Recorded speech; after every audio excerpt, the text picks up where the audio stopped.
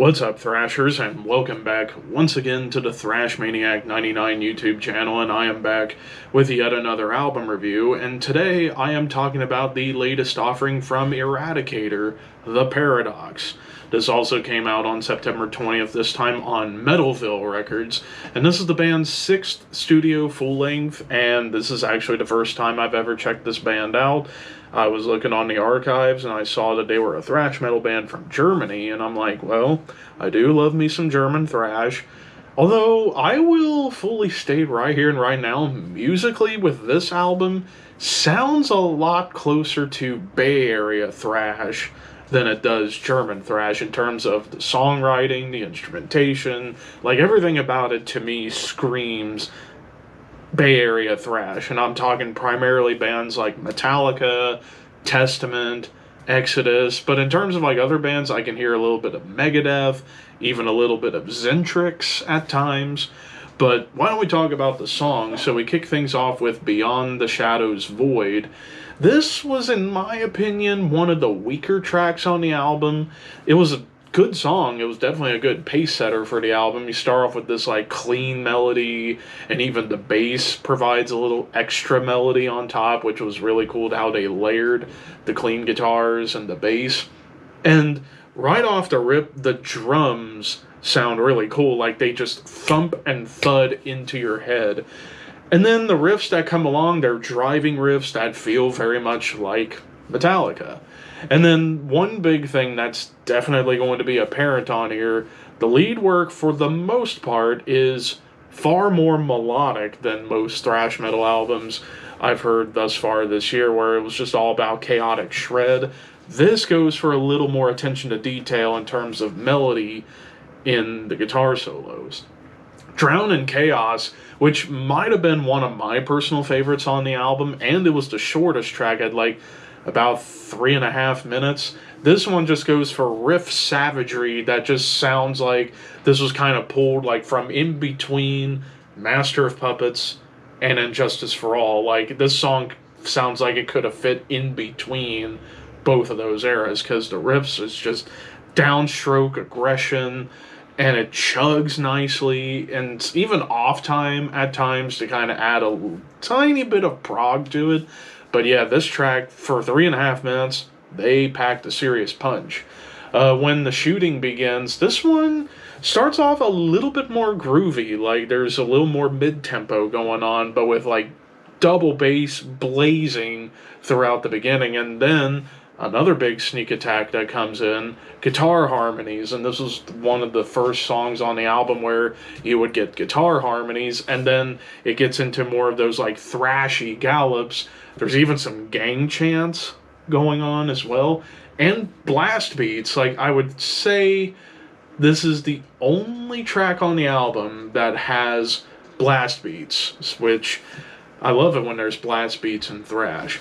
Kill Cloud, this one goes for like triplet gallops and groove, sweet bass work all throughout. Like, and then again, the bass is pretty prevalent in the mix of this album. After all, I forget his last name, but Sebastian, the mixer and master of this album, has done work with bands recently like Asphyx on like Necrosaurus. So, and that album sounded really cool.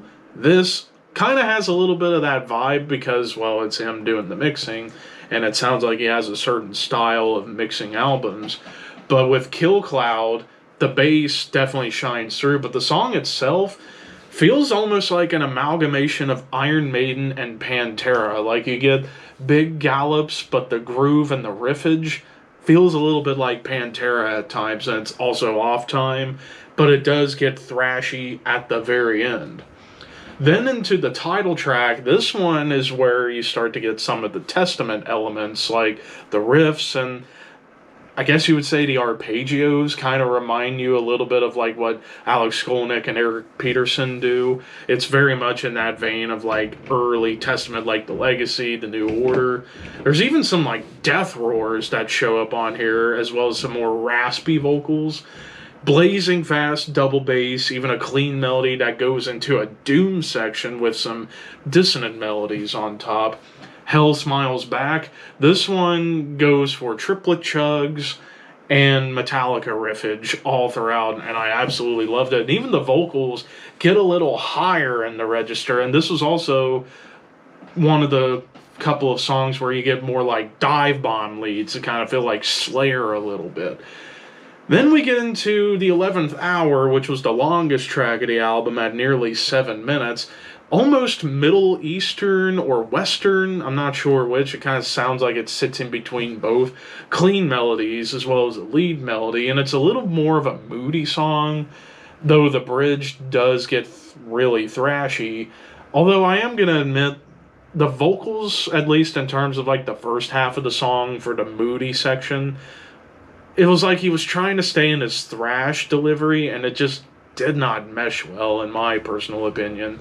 Perpetual Sacrifice, this one goes for a little more Megadeth vibes, like the arpeggios, the riffs, the D beats feel very much like Megadeth. Fake Dealer, awesome drums all throughout, and the riffage on this track goes for more Exodus. Like, there's some Exodus moments that show up on here because it's a little bit more gnarly and a little bit more in your face kind of riffing. But then we get into the closing track, Debris of Demise. Bass and tribal beats started off, and then you get some triplet chugs on this track, but then the riffs get into like Zentrix territory, like they're a little bit more technical, or if you want to say Zentrix, you can also say it sounds like And Justice for All era Metallica. There's great harmonies again, and even the breakdown sounds like something Metallica would have done on And Justice for All to some degree. And those are all the tracks on this album in terms of like what you're getting on here. In terms of like any complaints, I will say like it's probably my biggest complaints would be like, you know, the opening track was kind of weak in comparison to most of the other songs on the album. And even the 11th hour, while it's all right for what they were going for, I felt like that song drags a little bit, and also it just stood out like a sore thumb. And also the vocals and the moody parts just did not mesh very well. So honestly, if you'd taken those two songs out, this would be a much stronger album. But as it is, overall, if you are into bands like Metallica, Testament, Exodus, and Zentrix, definitely check this out. I am going to give this a 4 out of 5. I thought, for the most part, this was a great album. It's not the strongest 4, but it's a solid 4 out of 5. There's a lot of great things about this album. And that's all I got to say about that. But of course, those are just my opinions. What did you guys think? Let me know in the comments below. Don't forget to like, comment, share, subscribe, all that fun stuff. Thank you for watching. Keep your horns high. And I hope you liked my new look. Thank you for your patronage.